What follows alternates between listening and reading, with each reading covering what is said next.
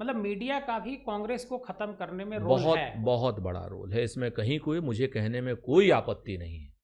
नहीं, आप तो स्पोक्समैन है, हर मीडिया तो चैनल पे हाँ बैठते हाँ हैं, बिल्कुल। नेशनल और हाँ लोकल हाँ सारे हाँ चैनल्स पे हाँ बैठते हाँ। हैं। तो इन जितने मीडिया वालों ने, जो मेन स्ट्रीम जो सो कॉल्ड मीडिया था, पहले 2014 से पहले ये मीडिया जो था ये विपक्ष का माई बाप होता था। विपक्ष का माई बाप होना भी चाहिए मीडिया को। और विपक्ष का माई बाप होना भी चाहिए, क्योंकि पत्रकारिता का पहला है कि प्रश्न पूछिए, सत्ता से ही प्रश्न पूछेंगे।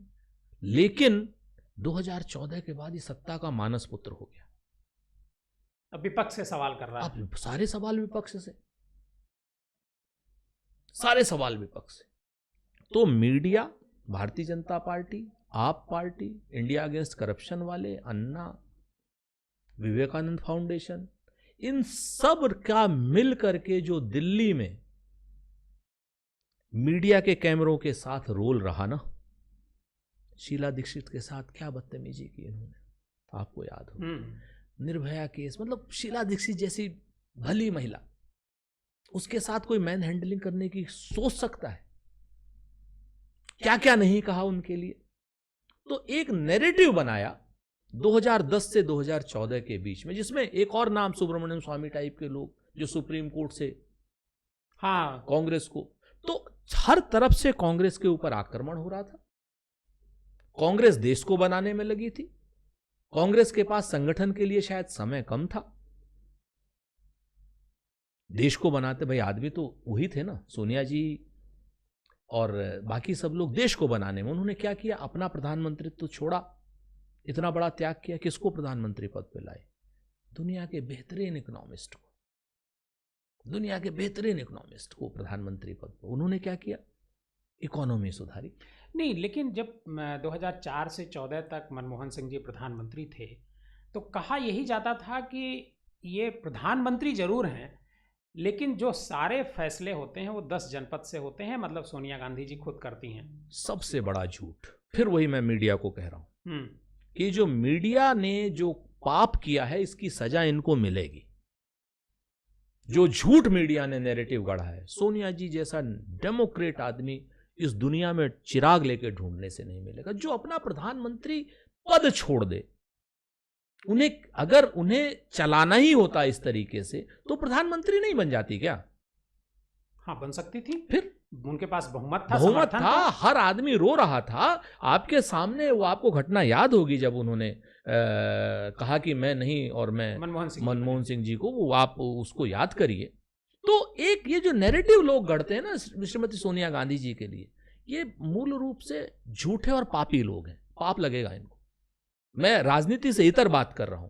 उस सभ्य, उस भली महिला, जो इतनी डेमोक्रेट महिला है, जिन्होंने प्रधानमंत्री का पद ठुकरा दिया देश की तरक्की के लिए, ऐसे आदमी को लेकर के जिसकी सब सख्त जरूरत थी। देश इकोनॉमिक कंडीशन में वीकेंड था। वो आप देखिए, जिस समय हमारी 720 बिलियन डॉलर की अर्थव्यवस्था थी, उस शख्स ने 2014 में जब गद्दी छोड़ी है तो 2.31 ट्रिलियन डॉलर की इकोनॉमी करके छोड़ी। तो ऐसे व्यक्ति को प्रधानमंत्री लाई। आप लोग कहते हैं, मैं आपको उदाहरण देके बताता हूं कि सोनिया जी का कोई वो नहीं था, कतई रोल नहीं रहता था। हमारा परमाणु का जो 2008 में दुनिया से समझौता हुआ, जो बैन हटा हमारे ऊपर से, आपको याद होगा अच्छे तरीके से कि हमारा संगठन उसके साथ नहीं था। लेकिन 2004 से 9 तक सरकार चलती है। हाँ। और 9 में फिर एक बार सरकार वापस आती है, कांग्रेस रिपीट करती है। हाँ, बिल्कुल। ये राहुल गांधी को नहीं लगता कि प्रधानमंत्री बनना चाहिए? क्योंकि मनमोहन सिंह जी ने भी कहा था कि राहुल गांधी को प्रधानमंत्री बनना चाहिए। मुझे ये कहने में कोई संकोच नहीं है कि राहुल जी को प्रधानमंत्री बनना चाहिए था, लेकिन ये निर्णय तो श्री राहुल गांधी जी का था ना, हम लोगों का नहीं था। हम लोग तो, सब लोग चाहते थे कि देश में एक राजनीतिक नेतृत्व प्रधानमंत्री पद पर आए। श्री राहुल गांधी जी बहुत परिपक्व हो चुके थे और उन्हें बनना चाहिए था, लेकिन अब वो बने नहीं। तो हमारे तो सभी लोगों की आकांक्षा थी, अपेक्षा थी कि वो प्रधानमंत्री पद स्वीकार करेंगे, लेकिन उनका अपना निजी निर्णय था, तो उस निर्णय का भी सम्मान होना चाहिए। तो कांग्रेस को 2014 में जो नुकसान हुआ 9 से 14 के बीच में, वो क्या राहुल गांधी अगर प्रधानमंत्री बन जाते तो शायद नुकसान इतना नहीं होता जितना हुआ? मैं देवकीनंदन भाई आपको साधुवाद दूंगा।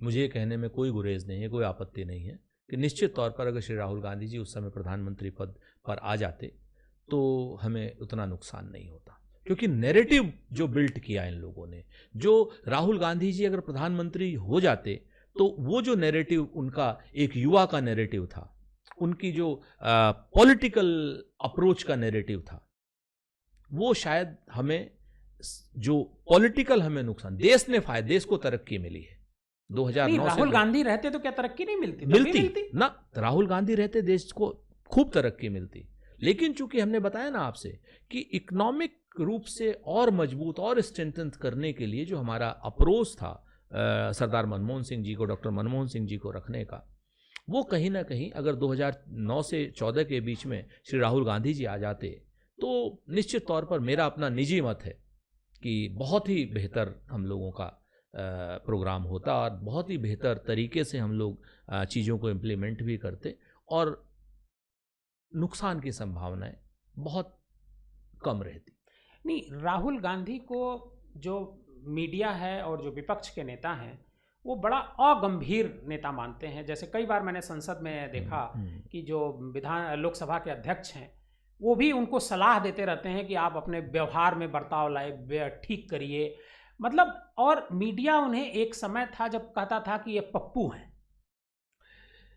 एक बड़ा पुराना कबीर का दोहा है कि पावस देख रहीम मन, कोयल साधत मौन, अब दादुर वक्ता भय हमको पूछत कौन।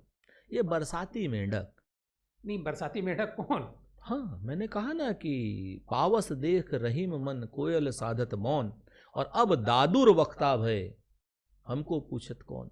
ये सच में, चाहे वो क्या नाम आसन के ऊपर मेरी ये टिप्पणी ना मानी जाए, हाँ। मैं ओम बिरला जी की बात करता हूँ, हाँ। मैं भारतीय जनता पार्टी के उन सारे नेताओं की बात करता हूँ जिनको जो राहुल गांधी जी से जब कैमरा ऑफ होता है और सदन नहीं होता है तो मिलने के लिए आतुर रहते हैं। मैं उन लोगों की बात करता हूं जो ऑफ द रिकॉर्ड बात करते कि इनसे पढ़ा लिखा शख्स कोई नहीं, इनसे जीनियस शख्स कोई नहीं है, हमने इनको पढ़ने के अलावा कहीं कोई देखा ही नहीं, जिनसे पूरी दुनिया चर्चा करती है देश के विकास पर, देश के इतिहास पर, देश की समग्रता पर, और क्या नाम आने वाले आसन्न खतरों पर, अर्थव्यवस्था पर, एआई पर। ट्रक ड्राइवर उनसे चर्चा करते हैं कि केबिन एसी होना चाहिए उनका। मोटर मैकेनिक उनसे चर्चा करते हैं कि साहब कैसी गाड़ियां, किस तरीके से क्या क्या परेशानियां होती हैं। लोहार उनसे, सुनार उनसे, कुली उनसे, नल नील कोल भील, पिछड़ा आदिवासी दलित, सब उनसे चर्चा करने में अपने आप को सहज पाता है और तरक्की की चर्चा करता है। और उस आदमी को ये लोग कहते हैं कि अगंभीर व्यक्ति है। तो इससे बड़ा दुर्भाग्य क्या होगा इस देश का कि ऐसे लोगों की बात सुनी जाती है। ऐसे लोगों को तो स्नब करना चाहिए। आप मुझे बताइए कि अगंभीर व्यक्ति नरेंद्र मोदी जी हैं या अगंभीर व्यक्ति राहुल गांधी जी हैं? जब कोरोना आया था, कोरोना काल में राहुल गांधी जी की कौन सी बात गलत साबित हुई और नरेंद्र मोदी जी की कौन सी बात सही साबित हुई?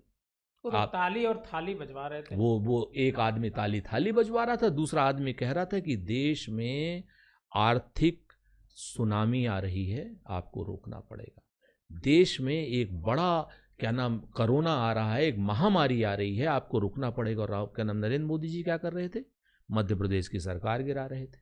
नरेंद्र मोदी जी क्या कर रहे थे? डोनाल्ड ट्रंप को नमस्ते ट्रंप के लिए अहमदाबाद में इनवाइट कर रहे थे। 6000 उनके सिक्योरिटी वाले आए थे उस ड्यूरेशन अमेरिका से, ठीक है ना। नरेंद्र मोदी जी क्या कर रहे थे उस ड्यूरेशन में? ताली बजवा रहे थे, थाली बजवा रहे थे। नरेंद्र मोदी जी क्या कर रहे थे? आंकड़ों को छुपाने में लगे हुए थे। जिस समय पूरा का पूरा हिंदुस्तान ट्रेन चलाने की मांग कर रहा था, पूरे देश में ट्रेन उन्होंने लॉकडाउन कर दिया था। जो जहां था वहीं मर रहा था। अपने घर नहीं लोग पहुंच पा रहे थे। हैदराबाद से जो गोदावरी प्रोजेक्ट से था, आपसे बताऊं देवकी भाई, लोग हैदराबाद से पैदल चल करके आ रहे थे। मैं यहां शहीद पथ पर मिला था उनसे। तो जब ट्रेनें चलनी चाहिए थी तब रोक दी, और जब रोकनी चाहिए थी तब चला दी।